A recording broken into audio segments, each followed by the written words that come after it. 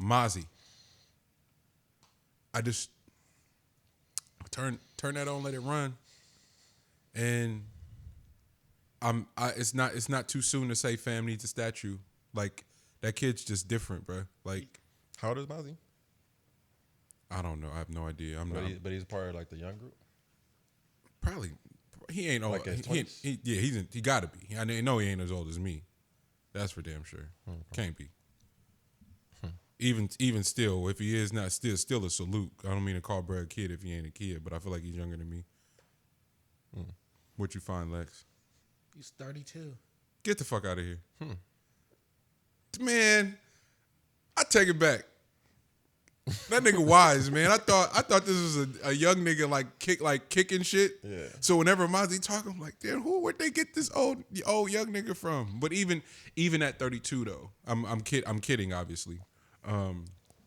Even at 32, it highlights something special in advancing. I don't know how many of the Kenya Barris interviews you guys got to see. Oh yeah. This last week, just like talking about the criticisms that Black as Fuck received and like welcoming the critique, like not running from it at all.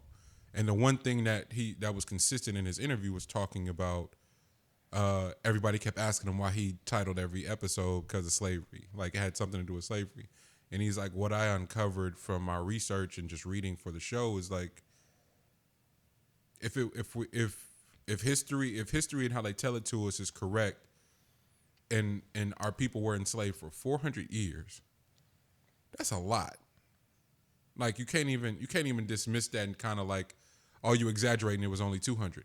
200 is a lot. Like that's a really long time for a particular group of people to be enslaved. And how generations work and how traditions are how traditions are developed and passed down, and how certain things are just ingrained in said cultures and said peoples.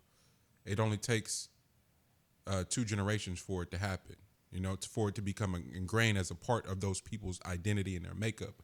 So if you're talking about 400 years of slavery, it's a lot of shit that we're having to undo in like rapid paces, at a rapid pace, with all these different variables that you can't necessarily equate for.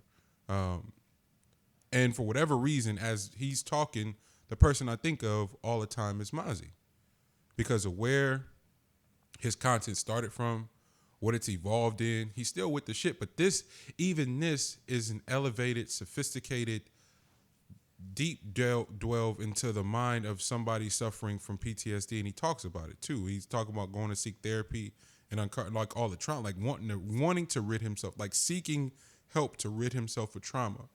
And what better spokesperson of a young Black man that has had success? Like that's who I want to hear from. I don't really want to talk to nobody else.